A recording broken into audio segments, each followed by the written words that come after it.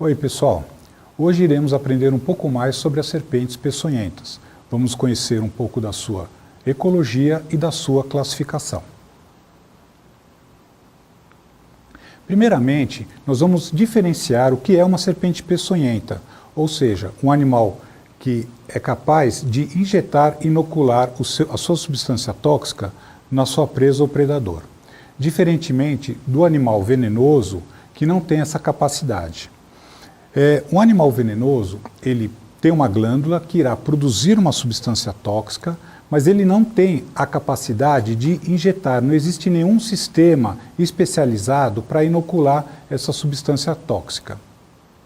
Já o animal peçonhento, ele possui uma glândula de veneno e possui um aparelho especializado em realizar essa inoculação ou injetar esse veneno. Então, no caso aqui, é uma serpente, a boca de uma serpente, e vocês podem ver um dente especializado para estar inoculando esse veneno. E é muito importante que o veneno produzido na glândula tenha uma ligação com esse dente inoculador, com esse aparato inoculador. Bom, como nós podemos definir uma serpente? Uma serpente, primeiramente, todas elas tiveram uma origem comum. Então, nós dizemos que ela é um grupo monofilético. Então, todas tiveram a mesma origem. Todas elas, como vocês já devem saber, têm um corpo alongado, não existem apêndices locomotores, não existem patas, então é um animal desprovido de patas. Elas não possuem cintura escapular, ou seja, não existem ossos que seriam relacionados aos membros anteriores.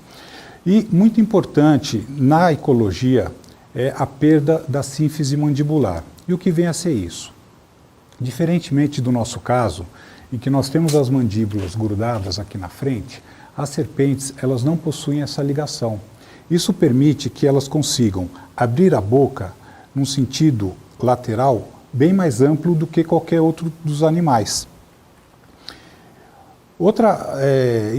Vai ser fundamental para que ela consiga ingerir presas bem maiores do que o seu próprio diâmetro. Outra questão muito importante da ecologia e relacionado à alimentação das serpentes é com relação à ligação dos ossos do crânio. Então, todos os ossos têm uma fraca ligação.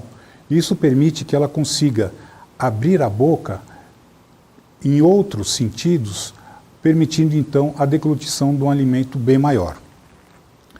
As serpentes elas não possuem pálpebras, então durante o processo evolutivo elas perderam as pálpebras, mas elas possuem uma escama no ocular que protege os olhos. E toda vez que ela realiza uma equidise, ou seja, que ela faz a troca de pele, ocorre também a troca dessa escama ocular. Muito importante também na diferenciação das serpentes para outros animais é que elas não possuem ouvido externo, ou seja, elas não possuem abertura para o ouvido como a gente encontra em vários lagartos e vários mamíferos e aves. Como nós vamos definir se uma serpente é perigosa ou não? Ou seja, o fato dela ser peçonhenta não significa que ela vai ser uma serpente de interesse em saúde pública. Então, vai depender dessa questão de ter ou não esse aparelho inoculador, esse aparato eficiente ou não. Por isso, nós vamos dar uma olhada nos diversos tipos de dentes que as serpentes possuem. Porque, dependendo do tipo de dentição, a serpente irá conseguir inocular ou não essa substância tóxica.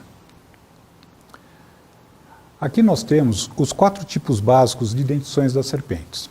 O primeiro tipo, chamado de áglifa, onde todos os dentes são iguais e não existe nenhuma adaptação para a inoculação de veneno. No caso, essas serpentes elas nem possuem uma glândula especializada para a produção de uma substância tóxica.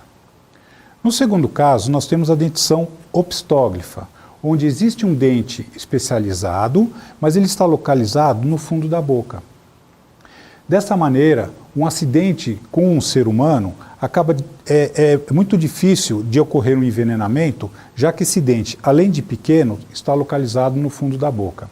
No caso, essas serpentes, elas possuem uma substância tóxica, elas produzem um veneno, mas, como já falei, pelo fato de ser localizado no fundo da boca, no acidente com os casos humanos, são raros.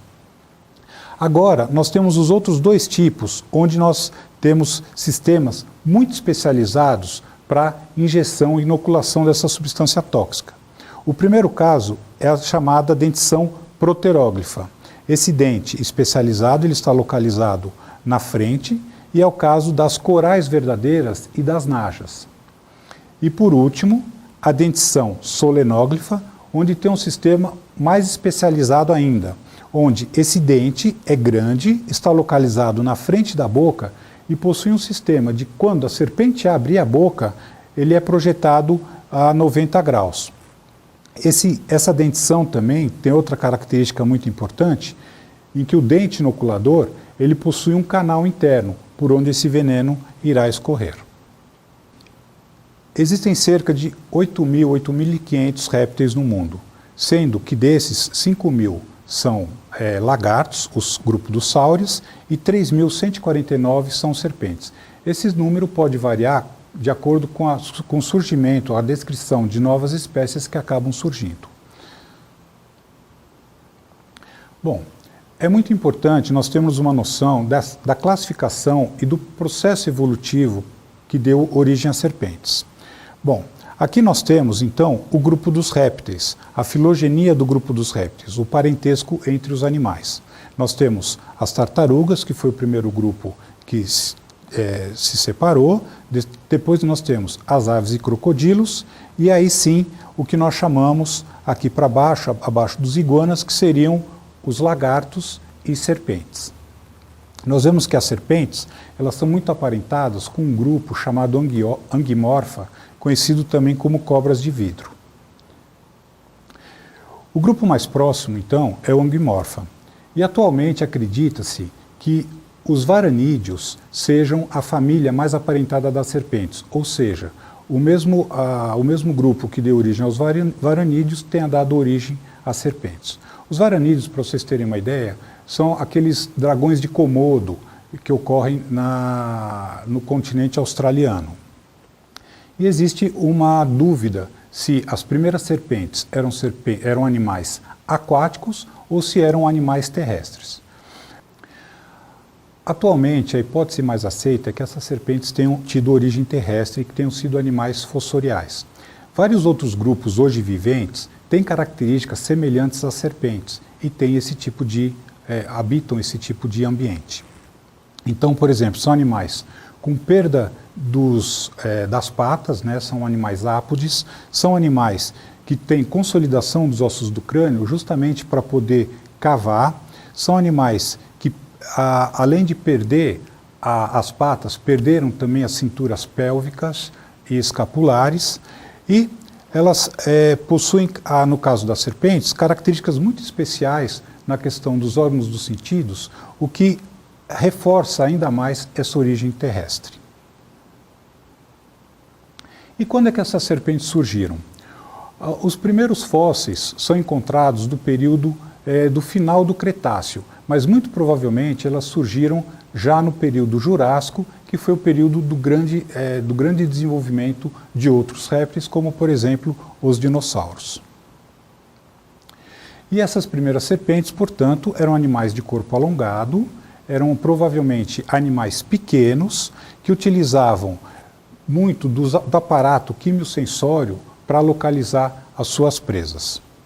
E todas as serpentes possuem uma característica em comum, provavelmente uma característica ancestral, da presença de glândulas cloacais como uma defesa contra os predadores. Bom, e a diversidade das serpentes hoje em dia no mundo? É um grupo muito diverso. Como vocês já viram, mais de 3.000 serpentes existem hoje em dia, mais de 3.000 espécies. Elas estão divididas em 22 famílias que ocupam praticamente todas as regiões do globo terrestre, com exceção das calotas polares, que são muito frias, e também das elevações das regiões montanhosas, onde neva, e também por causa da questão da temperatura, elas não são encontradas. No Brasil, nós temos 371 espécies divididas em 10 famílias. Dessas 371, 55 dessas são serpentes de interesse médico, ou seja, são serpentes que podem causar acidente num ser humano, um acidente com uma gravidade razoável, e aí é necessário então que essa pessoa vá a um posto de saúde para tomar o soro antiofídico. Mas não podemos esquecer que existem dezenas de espécies que elas produzem veneno e tem uma dentição que, apesar de não ser muito especializada no acidente com o ser humano, ela acaba matando sua presa. E aqui nós encontramos uma série de substâncias que ainda hoje precisam ser estudadas. Bom, o primeiro grupo que nós podemos falar é um grupo mais genérico chamado das cobras cegas, que são serpentes de pequeno porte, de hábitos fossoriais e que normalmente acabam se alimentando de formigas, cupins, pupas desses animais. Um segundo grupo também muito conhecido é a família dos boídeos, é a família onde nós encontramos a jiboia, a sucuri, a salamanta. Todos esses animais, eles têm a dentição áglifa, aquela dentição onde todos os dentes são iguais. Eles matam sua presa por constrição, à medida que eles acabam enrolando na presa, não permitem que a presa respire e acabam matando ou por parada cardíaca ou parada respiratória. Aqui nós temos então 2 exemplos desses animais, a sucuri, que é a maior serpente brasileira, que pode chegar a 7,5 metros, e a jiboia, um animal também muito comum aqui no Brasil. Bom, nós temos também um grupo que é a família Colubride. Atualmente, essa família ela foi dividida em várias outras. Aqui no Brasil, nós continuamos com alguns animais dessa família Colubride, com 34 espécies, e a próxima família, que é a Dipsadidae. No caso da família Colubride, são animais ovíparos e todos eles possuem dentição áglifa.